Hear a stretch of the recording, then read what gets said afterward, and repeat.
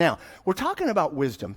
Because we're talking about wisdom, I want to discuss something real specific with you about wisdom, and this is the area where they say wisdom is supposed to come from. It is, in fact, we mentioned it last week a little bit, it's the study of philosophy. Let's talk a little bit about that. As I told you last week, philosophy, the word, comes from two Greek words, philos, which is love, sophia, which is wisdom, so the love of wisdom. When we think of philosophy, typically we think of people like Socrates, Plato, Aristotle. That's a pretty normal thing. But ever since the 17th century, we've had other people that have come on the scenes you may not be as familiar with. I'll read a couple of them. John Locke, Hume, Kant, Hegel, Marx, Nietzsche, Kierkegaard, Russell, Sartre, Dewey, Darwin, Freud. All right, those are just some that are there. And I remember when I really got into the study of philosophy, because it's a worldview, and I needed to understand those worldviews, I ran across a statement, and I thought, boy, that is really accurate. The statement was this: philosophy is a blind man in a dark room looking for a black cat that isn't there. And I thought, man, that really fits. Let me show you what I mean by that. I don't know if you're familiar with philosophy, but there are a number of disciplines in philosophy. One of the disciplines is called metaphysics. Metaphysics asks the question, what is real? In the study of metaphysics, one of the things that they try and figure out is, are we actually real? Are we just a dream in the brain of a giant when he wakes up will disappear? That's one of the things that they argue about. All right. What about epistemology?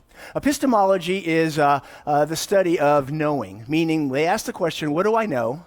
And what do I know that I know?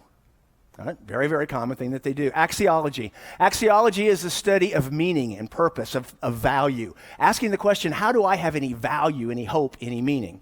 Then they have the study of ethics. Ethics is the study of morals, of right and wrong, and how do we make that decision? Now, you have to understand the problem they run into.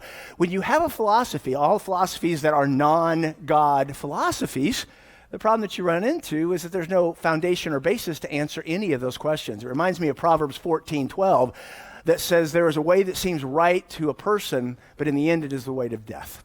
That's what ends up happening.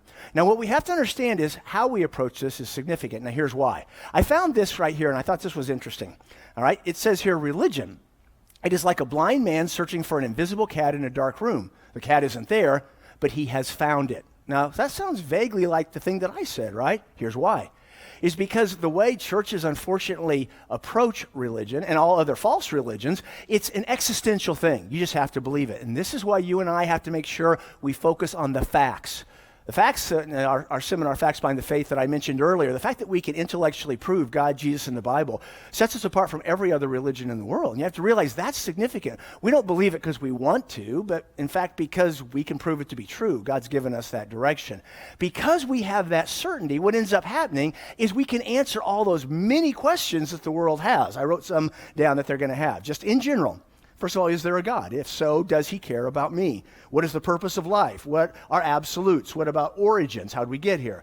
Death, how to deal with pain and suffering. Why does it happen? How do we deal with personal, family, corporate, and government problems and more?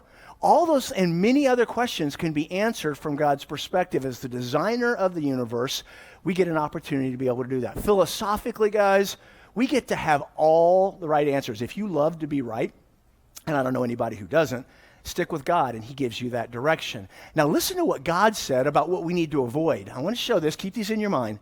In Colossians chapter 2, verse 8, he refers to this reality. He says, see to it that no one takes you captive through philosophy and empty deception, according to the tradition of men, according to the elementary principles of the world, rather than according to Christ. Now, keep that in your mind. Check this one out. Chapter 2, verse 18 says, let no one keep defrauding you of your prize by delighting in self-abasement and the worship of angels, taking his stand on visions he has seen, inflated without cause by his fleshly mind. Thirdly, Colossians chapter 3, verse 16 says, let the word of Christ richly dwell within you with all wisdom, teaching, and admonishing one another.